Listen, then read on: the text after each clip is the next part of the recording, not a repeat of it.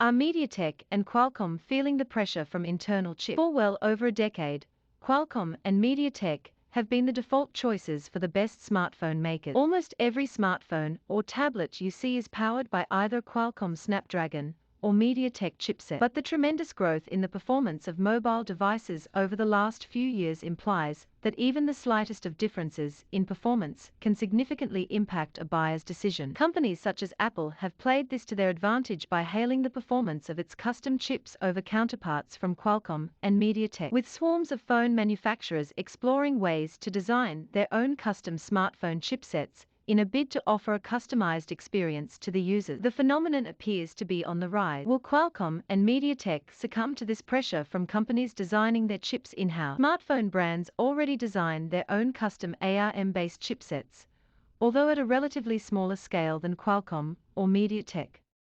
Samsung is unquestionably the first brand that comes to mind when we think about phone brands that design or even develop their own processors. Another phone brand that does so is Huawei, which is relatively lesser known for its in-house chip. Even though one is most likely to recall Samsung's Exynos lineup of smartphone chips, the company has been making processors for electronic devices like handheld multimedia devices, personal digital assistants, and candy bar phones for more than 2 decades. In fact, the first Apple iPhone used a Samsung processor, although the Exynos series had not been conceived until then. It must be noted that Samsung's mobile and semiconductor divisions are separate entities operating under the same brands, and Samsung Semiconductors, which manufactures the Exynos line of chipsets, also manufactures the Snapdragon 88888 Plus and the latest Snapdragon 8 Gen 1 system on a chip. The Exynos branding was first introduced in 2011 with the Samsung Galaxy S2, which ran on an Exynos 4210, a dual-core processor that featured ARM's Cortex-A9 cores and was built on a 45nm process. Fast forward to early 2021, Samsung announced the Exynos 2100 just 2 days before the Galaxy S21 series was officially released. The Exynos 2100 was praised for being the first ARM chipset from Samsung in several years that matched up to Qualcomm's flagship Snapdragon 88 chip in terms of performance. But its limited availability on just Samsung's flagship series has precluded it from dominating Qualcomm or Snapdragon. And the same goes for Huawei's high-silicon Kirin chip. In 2020, Apple sparked the buzz around custom silicon as it broke ties with Intel for its Mac lineup. The company revealed Apple M1, the first ARM-based chipset for Macs, which consolidated the CPU, GPU, memory, and storage on a single chip. It's only fair to say Apple broke the internet by choosing a custom solution and ending its dependency on Intel. The Apple M1 chip has been seen to offer much better performance and thermal efficiency than the latest Intel x86-64 chips used in the previous Mac machine. The upgraded versions, Apple M1 Pro and the M1 Max, that launched with the latest 2021 14-inch and 16-inch MacBook Pro models, are much more efficient in terms of CPU and GPU performance, and offer up to 64 gigabytes of bundled RAM. While the performance and power efficiency of Apple's custom silicon chips is something to be envied, and is being attempted to be replicated by Qualcomm through its ARM solutions, the biggest takeaway from this announcement appears to be the marketing of custom chips. Besides Chinese companies that include Oppo, Vivo, and Xiaomi, Google also happens to be riding this wave and has announced its entry into the world of custom silicon solutions, beginning with the Google Tensor chipset announced earlier this year. Meanwhile, Apple has also been designing its custom A-series chips for iPhones and iPads, and is also exploring options to manufacture its own 5G modems after acquiring Intel's chipmaking business. In 2021, Google launched its custom silicon Tensor for the Pixel 6 and the Pixel 6 Pro. The chipset shares its name with Google's Tensor processing units used inside the giant's data centers. The Tensor Society is designed by Google for Pixel smartphones and is produced in partnership with Samsung. While based on the Exynos platform, the chipset is the first non-Samsung chip to use an Exynos 5G modem and is designed to cater to on-device AI and machine learning capabilities. As per Google, the objective behind the custom chipset is to bypass the limitations of chipsets from Qualcomm and enable workloads that were previously not achievable on standard mobile platforms by other silicon manufacturers. Before the Pixel 6 launch event, Qualcomm could be seen letting off steam by subtweeting. We've decided to make our own smartphone society instead of using Snapdragon. Triangular flag on post, triangular flag on post, triangular flag on post, triangular flag on post, triangular flag on post, triangular flag on post, triangular flag on post, triangular flag on post, triangular flag on post, triangular flag on post, triangular flag on post, triangular flag on post, triangular flag on post, triangular flag on post, triangular flag on post, triangular flag on post. Triangular flag on post, triangular flag on post, triangular flag on post, triangular flag on post, triangular flag on post. Snapdragon October 13, 2021. Unlike any other flagship chipset from Qualcomm, MediaTek, or brands like Samsung and Huawei, the Google Tensor uses two ARM Cortex-X1 cores for high-performance threads to satiate the requirement for demanding AI, as well as machine learning applications. This custom solution also allows Google to use low-powered and older generation middle cores in an attempt to keep power demand and heat dissipation under control, although there have been numerous complaints about overheating. The chipset also uses a custom 20-core Mali G78 GPU to prioritize graphics tasks, such as instant photo and video processing, as well as AR applications. Chinese smartphone brands such as Oppo and Xiaomi have also been vying to replace Qualcomm and MediaTek chips with their own custom silicon. Xiaomi launched its first custom chipset,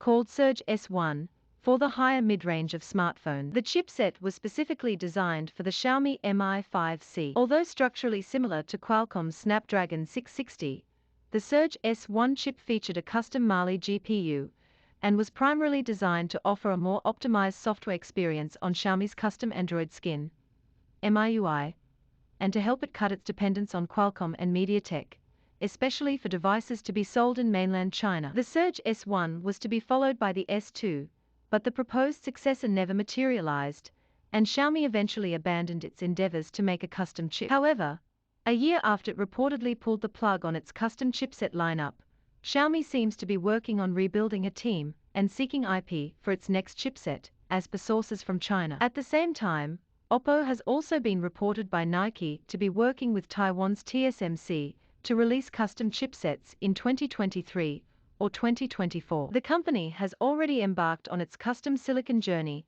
with its custom MuriSilicon X neural processing unit, which was showcased at the Oppo Inno Day event in December. MuriSilicon X essentially combines the NPU with the image signal processor and features a dedicated memory subsystem. All of these components combined will give Oppo phones the ability to process HDR in 4K video recording and AI related camera optimizations in real time. The first device to feature Oppo's custom MuriSilicon X chip is the Find X4, which launches in the first quarter of next year. Meanwhile, because Oppo shares its ownership with other prominent phone brands including Vivo and Realme, and has recently been remerged with OnePlus, we can expect to see more devices from these brands also benefiting from Oppo's development. Along with Oppo, Vivo has also been weighing in on different Snapdragon alternatives. Last year, it announced the Chinese versions of the Vivo X60 and the X60 Pro with Samsung's Exynos 1080 chipset. Meanwhile,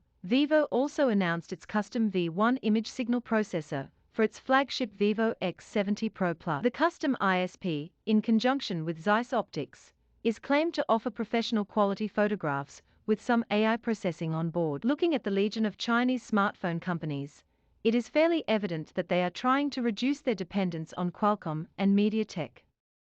It's natural to question why that is so important. And to answer that, we have two potential explanations for why it is a must for companies to have capable firepower against Qualcomm. For many years, Qualcomm and MediaTek have been the frontrunners in terms of the chipset market share. Of the two leading chipmakers, Qualcomm has had a stronger hold, and it's easy to correlate this dominance with the historic notion about its chipsets outperforming the competition, including MediaTek, Samsung's Exynos, and Huawei's HiSilicon Kirin. However, the story has more caveats than one would naturally imagine. Before we go over those caveats, here's a brief history of Qualcomm making its way into the chipset market. The chipmaker began its journey in 1985 as a satellite communications and telecom equipment provider. It invested hugely in revamping and marketing CDMA wireless technology and collected well over 100,000 patents for wireless communications via phone. Qualcomm also developed CDMA-based handheld phones in the late 1990s, but eventually sold its business to Japan's Kyocera Corporation to cover losses. Qualcomm actually became relevant in the chipset industry with its introduction of the Scorpion series mobile chipsets in 2007. This series is what we know as Snapdragon now. By adopting an society design, Qualcomm bundled its baseband processor, or modems, into the mobile chips that it eventually began selling to phone manufacturers. Given Qualcomm's control over the CDMA standard, it was able to employ aggressive licensing strategies with smartphone companies, including single-handedly controlling the terms for licensing deals and threatening to cut off supplies abruptly. These tactics were identified as part of an antitrust ruling against Qualcomm in 2019, a case that had initially begun with the Federal Trade Commission suing Qualcomm for anti-competitive practices in 2017. Days after FTC's lawsuit against Qualcomm, Apple sued Qualcomm for another $1 billion for not paying the promised rebates in licensing fees if it chose Qualcomm exclusively for its modem. Apple also highlighted the latter's no license, no chip policy, which implies phone companies had to agree to pay license fees for its entire portfolio of patents. Instead of just selling their SoCs, Qualcomm arranged licensing agreements for the use of CDMA-based wireless technologies, where licensees had to pay a fee based on the price of the handset. Qualcomm made a good profit overall, irrespective of whether it was only selling these components as part of an society or not. Despite its legal binding, Qualcomm refused to share its patents with competitors, including Intel. This meant that Qualcomm was for several years the sole provider of CDMA modems and forced companies, including Apple, to rely on it for these chips. Incidentally, it shared its patents with smaller, at that time, competitors including MediaTek. But since Qualcomm was the leading manufacturer of high-end chipsets during the early smartphone years, smartphone companies had to rely on it for the entire society, and not just the modem. In some other cases, Qualcomm also offered discounts in its licensing fees to smartphone companies if they agreed to use Snapdragon chipsets on at least 85%, and in certain cases, 100% of their smartphones. Besides the US, these monopolistic practices got Qualcomm on the radar of, and hefty fines from, anti-competition agencies in Korea, Japan, China, Taiwan, AMD, the European Union. With the 2019 ruling against Qualcomm, the chipmaker was forced to renegotiate its licensing terms with most phone makers without threatening to cut off supplies for modems. However, with Qualcomm still supplying over 50% of the chipset modems, its dominant monopoly is difficult to refute if companies keep relying on the Snapdragon lineup. Therefore, using custom solutions is a solid mechanism to skirt and thwart Qualcomm's stronghold. While trying to fight its monopoly is surely one of the reasons why smartphone companies are preparing to stock up against Qualcomm, the U.S. China trade war might have also led phone companies, especially Chinese ones, to be prepared for any sudden action against them. One of the major blows in the trade war came when the U.S. government under former President Donald Trump issued executive orders barring Huawei from engaging in business with any American company on grounds of national security. Huawei, which was barred from using Android or engaging in commercial activities with companies like AIM, was suitably prepared to mitigate the impact of this blow because of its custom Kirin lineup of mobile chipsets. In the face of such adversity, business would come to a halt overnight for any other company that does not have its own range of chipsets ready to replace Qualcomm's offering. Despite Qualcomm's early advantage in mobile computing, competitors MediaTek and Samsung have been closing in on it in terms of chipset performance. Samsung announced its Exynos 2100 earlier this year with the Galaxy S21 series, which boasted performance and power efficiency on par with Qualcomm's then latest flagship chipset, the Snapdragon 888. Later on in the year, MediaTek also announced the Dimensity 9000 chipset, its greatest flagship chipset in many years, that is set to compete with the Snapdragon 888 and the more recent Snapdragon 8 Gen 1 chipset. In 2020, MediaTek also surpassed Qualcomm as the largest supplier of smartphones chipsets, and the gap has only been growing with each passing quarter. Meanwhile, Qualcomm is diversifying into multiple different markets beyond smartphones. It is catering to chipsets for wearables such as smartwatches and TWS headsets, extended reality headsets, 5G and Wi-Fi 6E connectivity solutions, connected cars, AI, automation in industries, and Internet of Things beyond the home and industrial and medical environment. Despite rising competition, Qualcomm has been posting better financial results than forecast, even as companies such as Apple grapple to fulfill demand due to the ongoing chip shortage. Qualcomm sailed through with 55% year-to-year growth in revenue in the fiscal year ending in 2021. MediaTek, on the other hand, has been focused on consumer electronics. Besides smartphones, the company has been working on its portfolio of chipsets for Chromebooks, smart and Android TVs, Wi-Fi routers, and 5G hotspot solutions. Alongside the Dimensity 9000, the company also announced Companion 820 and 828 chips for mobile PCs that offer higher power efficiency as compared to counterparts from Intel, as well as a 7nm Pentonic 2000 chip to offer up to 8K video playback with AI upscaling and Dolby Vision on smart TVs. We spoke to leading industry analysts who shared their insights on why smartphone companies leaning into chip design may have a tough time uprooting Qualcomm and MediaTek.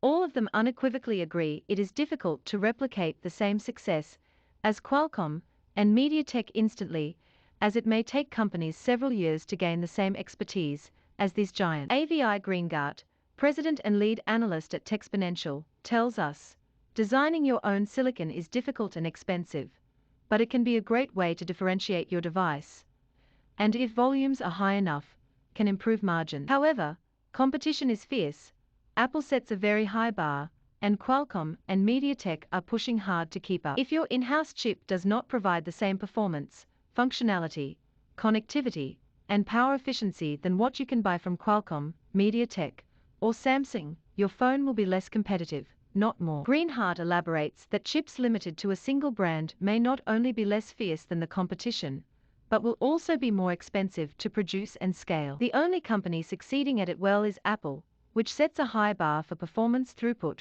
with its A-series Bionic chips that use custom designs, instead of simply rebranding IPS from AIM like other companies in the list. Tarun Pathak, research director at Counterpoint Research, states, designing chips is complex. They have become multifunctional, and integrating CPU, GPU, DSP, ISP with optimized performance is a very challenging task for any. Then there is also a challenge of integrating IF and modem with the society. Short answer is it might take several years and significant resources for to reach the level to compete with the likes of MediaTek and Qualcomm. Pathak also highlights that Qualcomm's prowess in designing non-smartphone chipsets has given rise to opportunities worth $10 billion cumulatively. These include the company's endeavors in IF front-end parts, automobiles, and other IoT components. Navkender Singh, research director at IDC India, says, for established players like Qualcomm, it is not a big worry as of now. Bringing in-house chips to the market and scaling up is a costly and time-consuming process. And even after launch, it required integration, testing, and acceptability in the market. Furthermore, brands like Oppo and OnePlus merge, they can share more resources and eventually chips development as well. However, this still requires a few years of effort and investment before their own devices are replaced with own chips. Singh remarks that while Qualcomm and MediaTek benefit from their vast portfolio of clients, the two chipmakers should be wary of advancements and research and development in areas such as AI, machine learning, and camera technologies, especially when it comes to custom solutions like the Google Tensor that are capable of enticing a significant population of loyalists. This drift will be a cause of worry for Qualcomm and MediaTek.